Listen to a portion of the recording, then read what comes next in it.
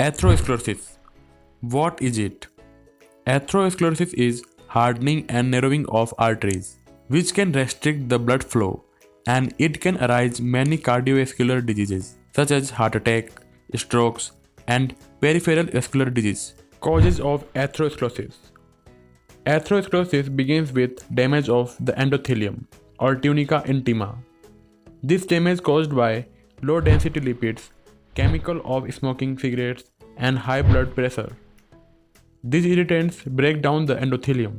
That damage causes plaque buildup along with the walls of arteries. When bad cholesterol or LDL crosses a damaged endothelium, it enters the wall of artery. Then WBC or monocyte stream into it to digest LDL. If there is a lot of LDL, then the macrophage will eat so much cholesterol that it can die. After it dies, it deposits itself under the damaged endothelium and forms plaque on the wall of artery.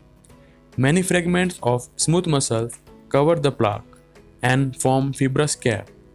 This plaque creates blockage. This blockage can also rupture suddenly that causes blood to clot inside an artery at the site of rupture. Signs and symptoms. Atherosclerosis develops gradually.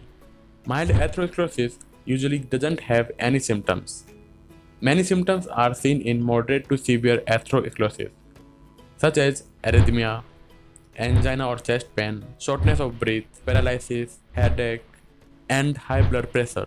Risk factors for atherosclerosis. Hardening of the arteries occurs over time.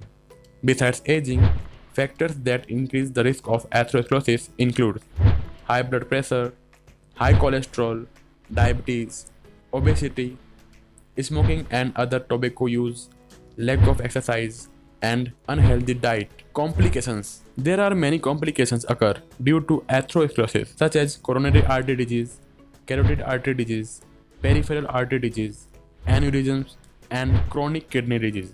Diagnosis. Doctor will start with a physical exam. They will listen arteries and check for weak or absent pulse. There are many tests for diagnosis, such as angiogram, in which doctor puts dye into arteries, so they will be visible on X-ray. Blood tests to look for things that rise risk of having atherosclerosis, like high cholesterol and blood sugar. CT scan and MRI to look for hardened or narrowed arteries. ECG and chest X-ray to check for signs of heart failure. Now let's talk about management and treatment.